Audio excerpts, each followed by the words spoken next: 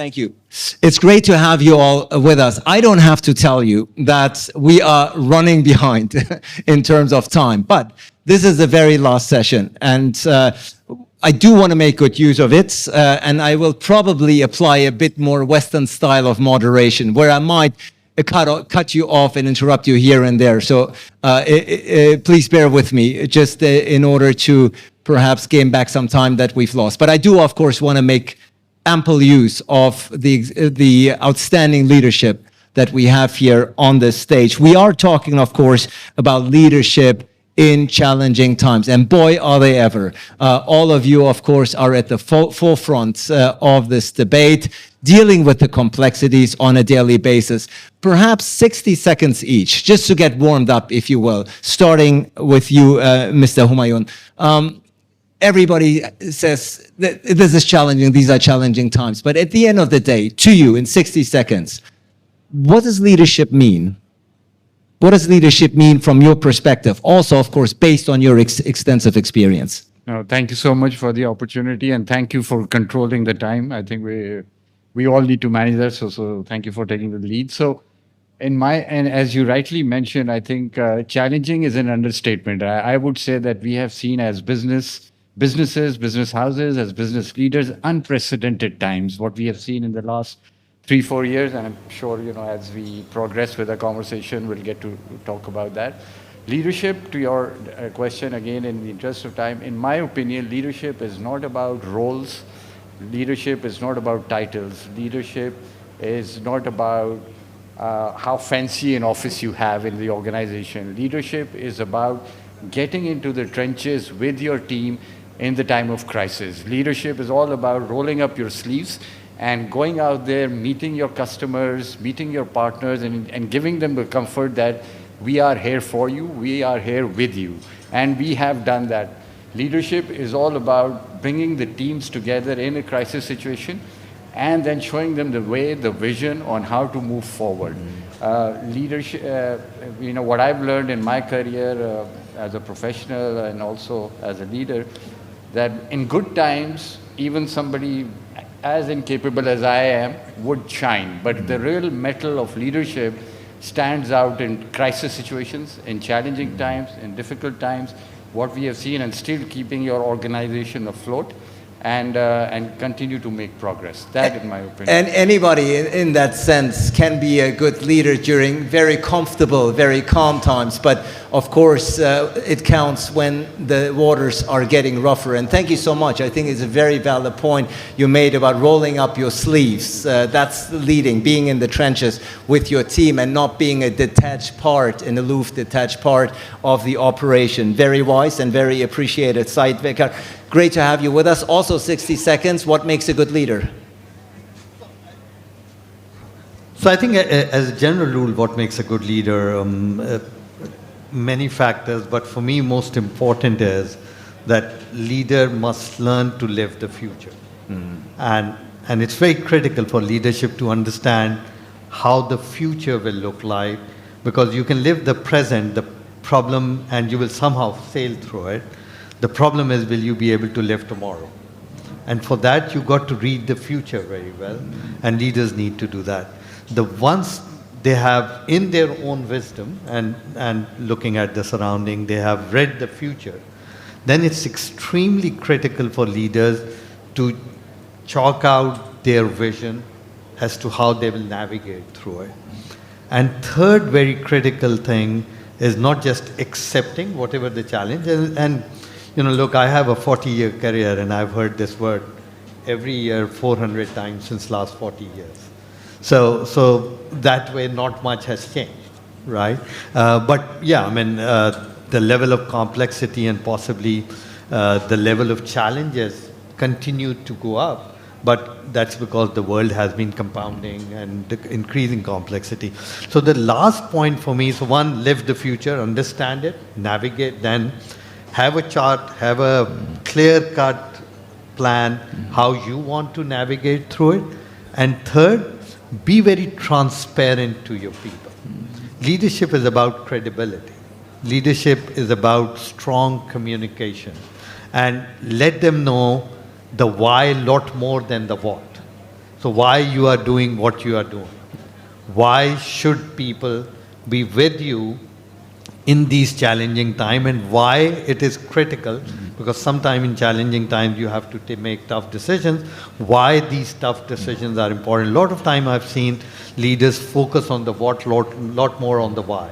And it is something, of course, that very much is linked and attached to what Mr. 𝐓𝐿 was saying about being in the trenches with your team, which enhances the credibility, of course, of a leader, being a trustworthy source. And I also like, it's very interesting, a leader in a way has to be a fortune teller.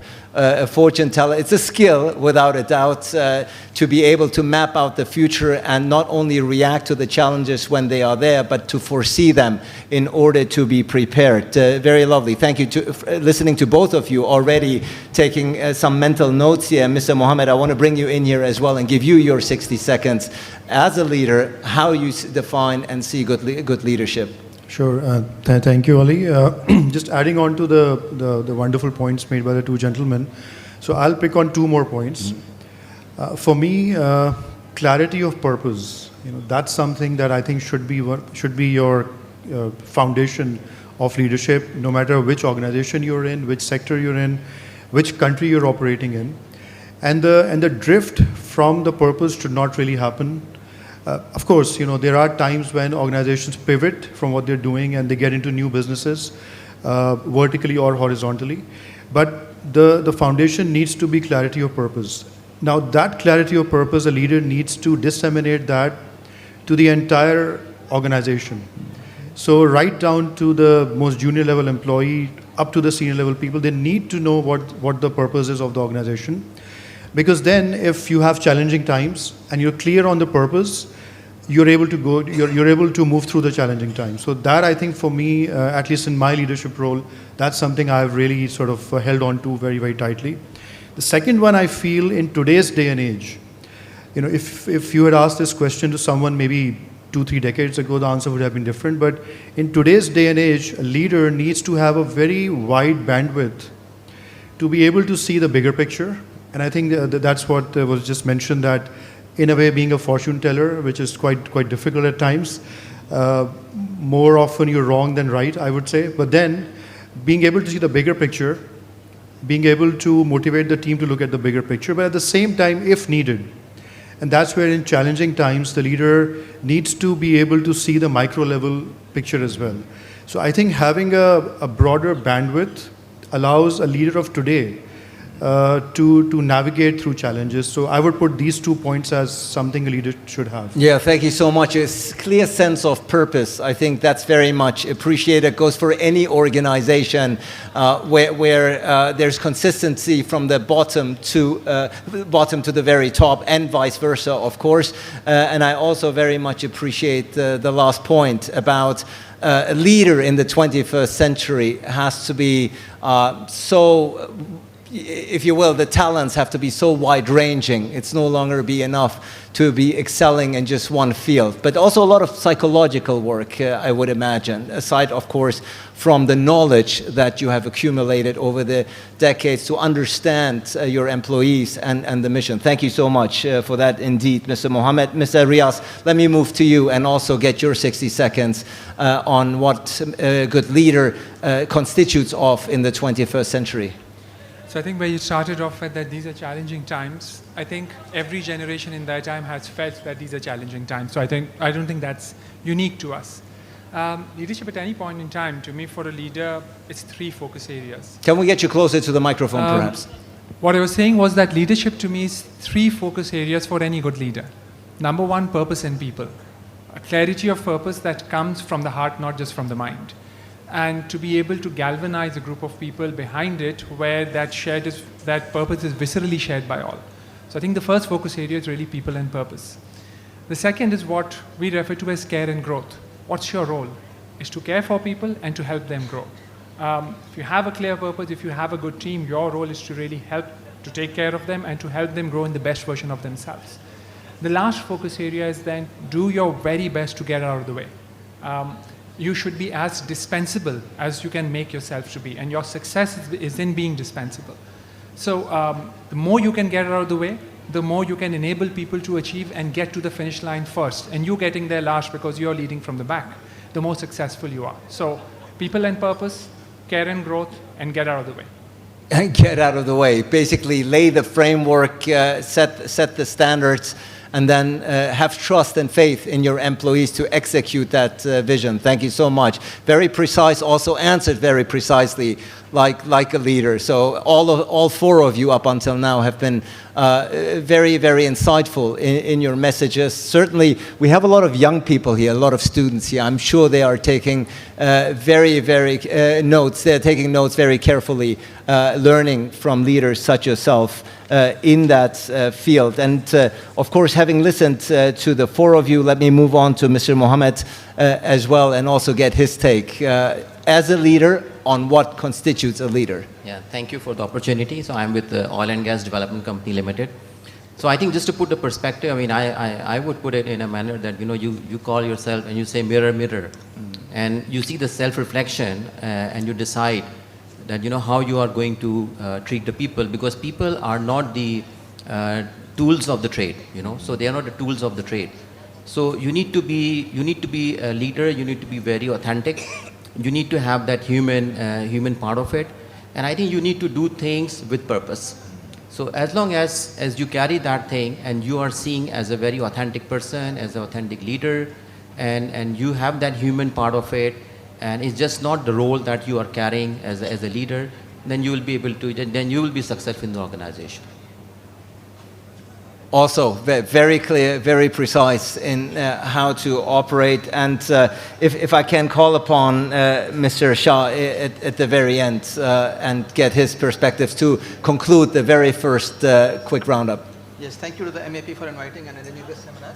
I think leadership. Can we get you closer to the microphone, yes, please? I think leadership, and I believe leadership is also about real-time and quick decision-making, because the world is changing very fast and we have to improve our decision-making time as well. And we have to create a psychological safety for all the stakeholders around us. And of course, we have to give an insider status to our employees. They should all feel engaged in being a part of your team. There is no exclusion. They are all a part of your team and they should know it. And then communication has to be a matter of routine. It cannot be a one-off. It cannot be limited to a time of crisis. It has to be a routine. And then we have to have a habit of stress testing the situation. I mean, we tend to get away from the academics. We do our routine job and we get experts in it, but world is changing. We have to keep abreast and we have to know what will result in what. So academically, we have to also test our situation. And then it's also about resilience and adaptability. So leadership has to be resilient in all times. So the world is changing, and the biggest challenge that we face nowadays in organizations is the near absence of a middle management. So we have to deal with a youth bulge and we have to deal with the aging leadership. The gap of that middle management has to be filled in a better manner. So for me, leadership is primarily about this important aspect of people management. Yeah.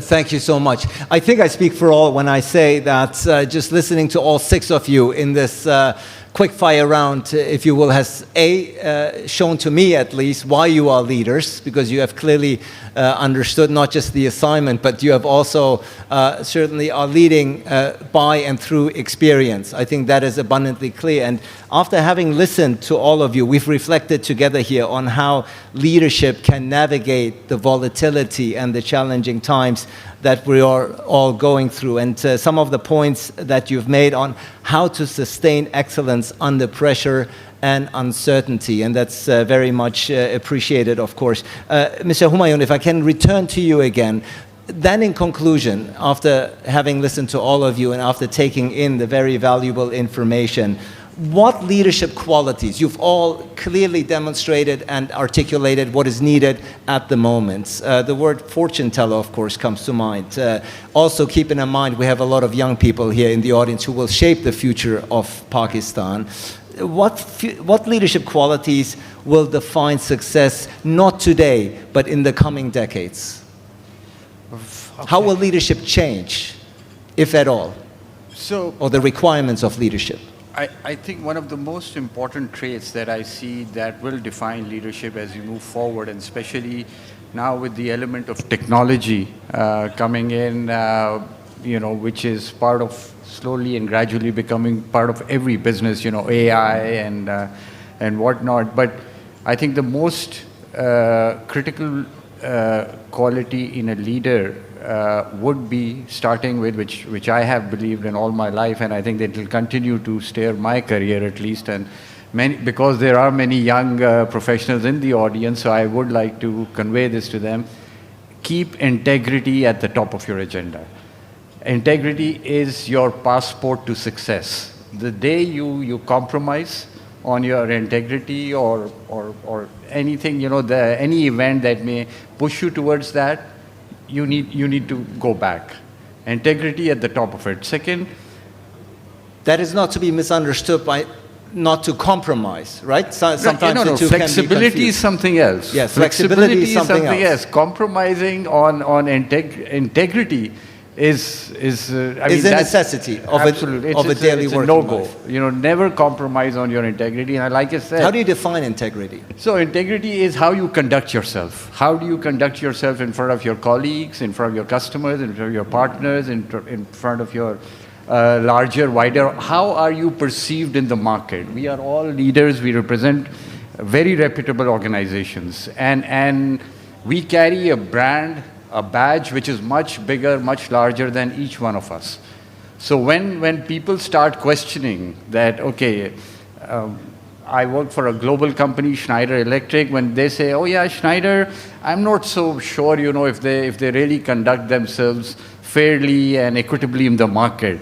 That is a reflection on me as a leader, somebody leading the organization, that if a customer has this kind of a perception, or anybody, in the larger audience, then it's a reflection on me. I have not done something right. I have not conducted myself with integrity. I have not set those standards for my team, for my people, for my organization, whereby, a perception is created like this. So that's the first and foremost. Secondly, having a purpose. So we all are in businesses, and a lot of the time I tell my young colleagues also in the office that, when I come to the office, and so should you, every one of us, because we are part of one team, what is our purpose, that brings us to the office? Our purpose is not, that I'm going to go and make a sale today. It's my purpose is not that I'm going to go and make a collection today, or I'm going to go meet 2 of my customers. That's not the purpose. The purpose has to be much bigger as to what we, our organization, and us as individuals are making a difference. So the example that I quote, so we are in the electrical infrastructure business. We are one of the major providers to 𝐶 Electric as one of our flagship customers in the utility space. We are one of the major data center provider to the banks and the telecom operators, hospitals, industries. And by virtue of the business that we are in, it makes us a very critical part of our customers' operations. So when 𝐶 Electric goes down and they don't have a serviceable part, I'm the first one who gets the call, even in the middle of the night, that your guys have not delivered me a certain breaker. Our substation is down, and that has put lights out in all of phase 6. You have to be held accountable. Exactly. Yeah. But before, I think the accountability will come by itself if you put the purpose before that, and you say that my purpose. So even if a bank's operations go down by or for instance, State Bank's operation goes down by 15 minutes. Just imagine the impact, or 𝐶 Electric goes down for 30 minutes. Just imagine the impact it would have on a city of 25 million people, where hospitals are depending on their power supply, factories are depending, and we are behind 𝐶 in making sure that nothing goes down. So that our purpose is much bigger than the job that we do of, selling and buying and negotiating and all of that. So integrity, purpose, and please, for the younger lot in the audience, stay close to your customers. They are the bread and butter of why we exist, why our companies exist, why our employees thrive. They are our livelihood. Never take them for granted. I have learned some very hard lessons in my career. Trust me, I've learned from them, and now that is the third most important principle. Stay close to your customer, never take them for granted. I think that's very sound advice. Never take your customers for granted. Something that especially the young people here will certainly pay very great attention to. And integrity, of course, a big word but an important word, and purpose, of course. And to Mr. Saeed, integrity in many ways is the reputation, of course, both of you as a leader and that company. Certainly that quality is extremely relevant today and will continue to be so in the future. What other qualities, moving on, in the 21st century, what other qualities you think will define a successful leader? So I think what Humayun said, so let me just re-emphasize that point, especially to the young people. I mean, integrity is ticket to the game. You don't have it, you can't enter the arena. I'm not talking about playing the game. You cannot enter the arena. So follow that. But I think in today's world, and we talk about challenges, so one of the challenge that leaders need to realize, especially leaders who are called boomers, if you like, that the new generation which is coming in, millennials have come in, Gen Zs are now coming in, they're different. And we got to accept as leaders that they are different. Which means I cannot expect them to accept my leadership style. I cannot expect them to be always following my dictates, my ways of thinking. I need to now go to them and understand what ticks for them. One of the words these Gen Zs use quite a bit is instant gratification, right? So if that is what clicks to them, that means my strategies, my vision, my policies, my structures need to be aligned to them. They won't work if I continue to work in the ways we used to work. So that's one of the challenges that leaders at least in this part of the world, have not understood. They continue to believe that we are living in the 70s and the 80s and the 90s, and the workforce more or less has continued with the same kind of methods. I mean, they are born with a mobile phone on their hand. Expecting them to be patient, forget it. So you got to be aligning yourself to that. So that's extremely critical. The attention time span certainly has gotten shorter, to put it mildly. Yeah. But so the second piece, which is also very critical again in this part of the world, learn to build systems and processes and learn to trust them, learn to respect them first yourself before expecting anyone else to respect them and adhere to them. And that's something that we have not understood in this country. One of the key reasons why we stayed a developing nation or an underdeveloped nation, depending on who to ask, is that we have a natural disdain for systems and processes. And that starts from leadership. So we got to start loving systems and processes. I'm just coming back from Riyadh, and you see the transformation in Saudi Arabia. I mean, it's with speed, and they're changing the whole nation. I mean, you go to the airport now, and I used to go to Riyadh quite often 10, 11 years ago. It's a sea change. Young people, smart people, they truly understand the value of customers' time, which is passengers' time. So they've kind of moved towards understanding the modern requirement, but more importantly, despite being a monarchy, they have understood the value of systems and processes.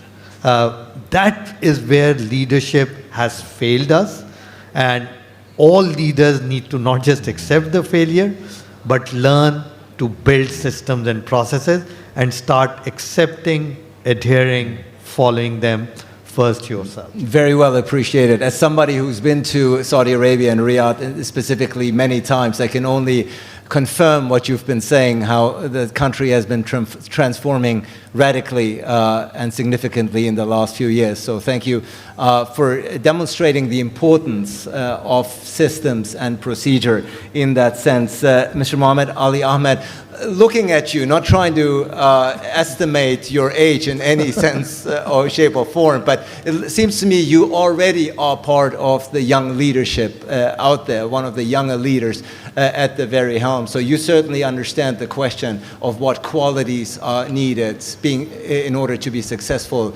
moving forward. True. So I'll again pick on, it's a bit cliched, but it is true. that there is no shortcut to success, but I would like to just augment this and say there is no shortcut to sustainable success. And now I'm saying that again because we do have the younger audience here. So yes, maybe there are shortcuts to immediate success, but if you want long-term success and long-term credibility, that's where a lot of hard work really needs to go in. So I think this is something which I cannot emphasize enough. I do that with my teams as well, and we have a great team that works in the organization. A lot of them are younger, I would say, from a generational aspect. And this is something that we all adhere to at all times.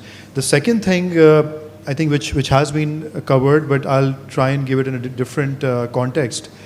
An organization of today and a leader of today needs to be ready for the workforce of tomorrow. That's how I would like to look at it. And if an organization doesn't change to accept the behavior and the mindset of the current generation and individuals who will become part of the workforce 5 years or 10 years later, I believe... What's the biggest behavior change that you see in the younger generation? Okay, so I'll tell you an example of our organization. 𝐓𝐡𝐞 Life is the largest private sector life and health insurance company. So we have a lot of legacy associated with the organization.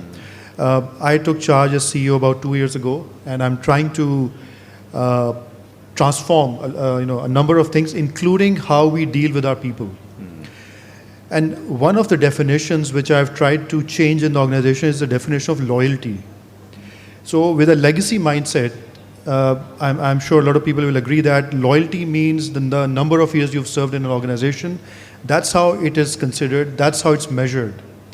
But now we are saying that if you're going to deal with this younger generation, change the definition of loyalty, because we cannot assume that they will come in the workforce. A 25-year-old is going to join our organization, is going to stay here for decades, and hence we will give a high rating on loyalty to that employee. That's not going to happen. So if a 25-year-old joins us, stays for 2 years, but is able to do justice to the role that was given, is able to add value, and then leaves the organization, that's fine with us, because that's how the current generation looks at. They want to get maximum experience in their early ages, and maybe by the time they're 40, they would stick to maybe 1 or 2 organizations.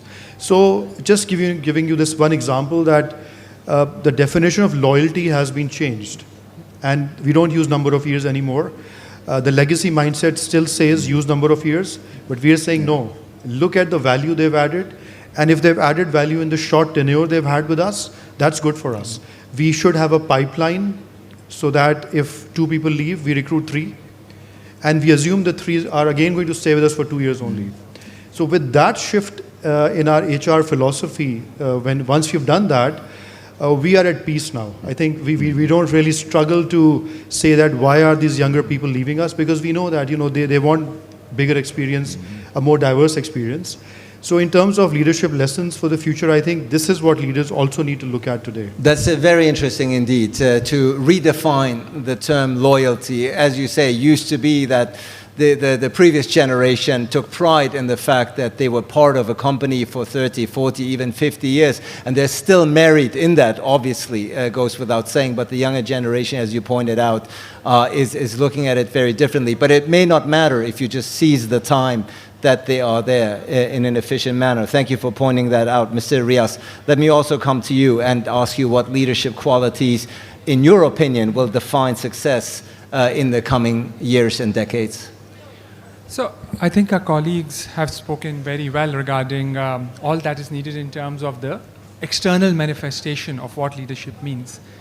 I'd like to reflect on what the inner work is, because the inner state of the actor would affect the outer being as well. The word authentic these days often gets bandied about when it comes to what the inner state is, that everybody wants or likes people who are authentic. What does authenticity really mean? And as a leader, I think that question is crucial to ask. The first thing is, how do you see yourself? The second is, how do you relate to the universe? The third is, what's your role? So how do you see yourself? The universe is expansive. in this hall, there would be people sitting 50 years before who don't exist today, and there'll be a group sitting 50 years hence, and we'll all be dead and gone. And that sense of insignificance is something that as a leader one needs to hold. Because in the larger scheme, you are but a dot which flashes for a second and then dissipates. So the authenticity is firstly to recognize who we really are, and what that leads to is a clear sense of humility. Humility of your insignificance vis-a-vis the larger expanse of the universe. The second is, how do we then relate to the universe?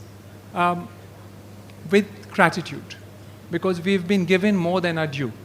And state of gratitude is when we have been given more than our due, and at every instance of our life, let alone what we've been blessed as leaders, but our capability to see, our capability to absorb, my capability to use my hands and speak. This is all beyond what is due to me, and therefore I must only be in a state of gratitude. So if my inner sense of self is humility, if my relationship with the universe is gratitude, what is my role? My role is to serve. My role is to serve with every inch of my being as a manifestation of that gratitude in the moment that I find myself. That is, I believe, the true work, the true inner work of a leader. And if a leader has light, that light can only radiate itself if it's based in purity, if it's based in that authentic sense. So humility, gratitude, and service. To me, those would be the anchors for leadership at any point in time. Beautifully said. Beautifully said. I think coming from a more, if I dare say, philosophical, spiritual even angle and approach, Melody Hussein, I think having listened to your presentation very much resonates here about how we approach leadership and what qualities not just embodies a leader, but really a human being. They have to go hand in hand at the end of the day. Thank you so much for this inspirational message indeed. Mr. Said, also the last, of course, Mr. Said, coming to you, and Mr. Please take over as far as... So I think what the previous speaker said, I think it's a given that if you don't have the integrity, you're out of it. So I think that's a pretty much given. I think what I see the qualities in the leadership is basically that you have to be consistent. So consistency does not mean that you do everything same, but in different situations you have a framework to be consistent, and you have to be seen as consistent. Obviously, you need to be a great communicator, because it's a very wide world, and what you are doing with your people, it has to be an absolute clear communication. I think as a leader, you also have to zoom in and zoom out. It's very important that you go right to the lowest level, and then you zoom out, and you should understand what's happening in your organization, because if you don't have the ability to zoom in and zoom out, it is very difficult. I think another trait which I see very important, I mean, you have to be insecure about your own knowledge base. So you have to remain insecure about your knowledge, and what you need to know, because it's a very fast changing, rapid changing thing. And I think last thing is very important is to walk the talk. I mean, I just want to mention about OGDCL, which is the largest state-owned organization. And we have done the transformation over the last few years, where we have done digital transformation, we have done governance transformation, and even it would be a surprise to a lot of people that the Transparency International, they do a corporate report every year on 70 companies, listed companies in Pakistan, and we were ranked #1 on the exploration, production, energy side, and we were #3 in the total in the ranking, #3. Out of the 70 companies, number of companies are listed on this board here, and they were Unilevers, they were GSKs, Halians, number of companies who were actually below us. So it actually demonstrated that even as the biggest national oil company, state-owned company, we were able to bring those changes where we were put as one of the top tier organizations from even the International Transparency International. So I think that shows that you have to walk the talk. You will have to make difficult decisions, but if you do those things, you're consistent, you are a good communicator, you're confident, and you have that understanding of the business, then you will be good. Thank you so much. Very much appreciated also your perspective. Mr. Shahnawaz, please take over. Yes, thank you. Leadership is also about knowing your own core strengths, because business has to be consistent, and one cannot experiment too much. But I agree here. Let's move the microphone a bit closer Yes, again. and Thank I you. also agree here with Mr. Mohammad Ali Ahmed when he says that loyalty is not measured as number of years. And I also tell my team members typically that if you have a 10-year experience, it must not be a 2-year experience repeated 5 times.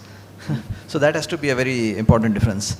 Then again, we have to have a separate scorecard for the short-term goals and the long-term goals. They have, whereas some core values have to be consistently followed, but the short-term and long-term objectives have to be defined very clearly and communicated well across the organization. And then we have to, of course, know that empathy will always act as a stabilizer. You have to show empathy towards customers, towards the employees, and the whole of the ecosystem around you. If you don't do that, I mean, there are always other people to serve your customers, and employees will always be interested in knowing what's happening, and there is always another person to hire them if you don't take good care of them. So, and I'll again lay more importance on the value of the brand for which you work for. You have to be aligned with the importance of the brand. Organizations do need leadership, but they have to be keeping that. As long as you're creating a brand out of the organization, you're also creating a brand out of your own self. And lastly, I would like to add that the world is changing, things are moving fast. We have to be adaptive towards change. Any leader has to do that. Change may be in the form of the people around you. It may be around the expectations that the stakeholders bring. And one last change that I feel that we don't foresee as much as we do is trying to preempt the regulatory changes, the taxation structures and how the regulators expect around you. So that is also a very important attribute of a leader. Thank you. Thank you. Thank you indeed very much.